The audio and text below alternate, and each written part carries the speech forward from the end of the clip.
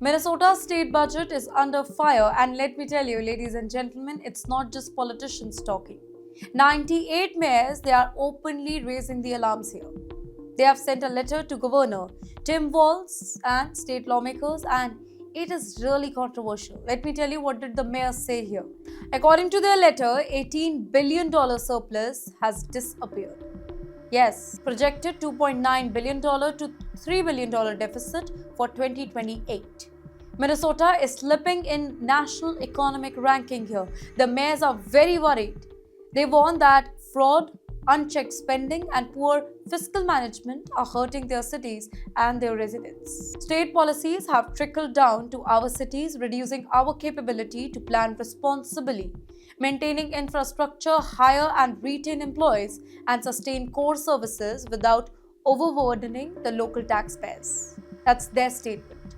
But you know what this means for the residents? Every Minnesotan could feel the impact here, be it higher taxes, be it fewer city services, delays in road repair, school funding, public safety, in fact, smaller budgets for local projects and jobs.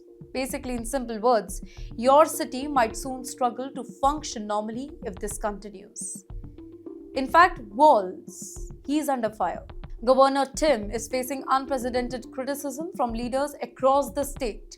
The mayor accuses the state of financial mismanagement, allowing fraud to go unchecked, in fact, poor planning that hurts the local governments here.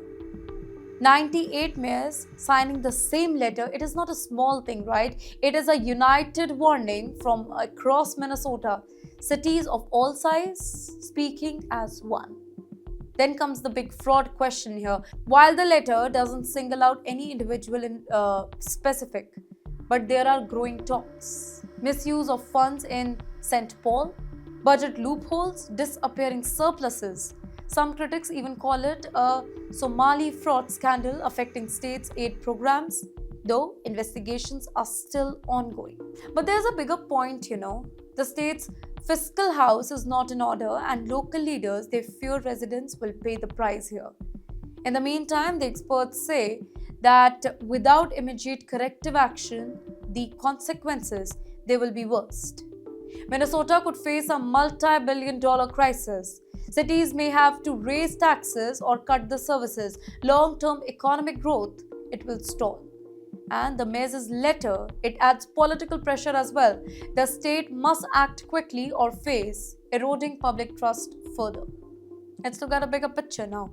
This isn't just numbers on the page. It's about jobs and livelihoods. It's about city safety, services, planning for schools, roads, and public projects, and ultimately the quality of life for millions of Minnesotans. Well, the mayors, they are saying loud and clear, fix this now or our cities will suffer. In the end, Minnesota is facing a statewide fiscal crisis. 98 mayors are sounding the alarm. Governor and lawmakers must act fast before the budget disaster it trickles down even further.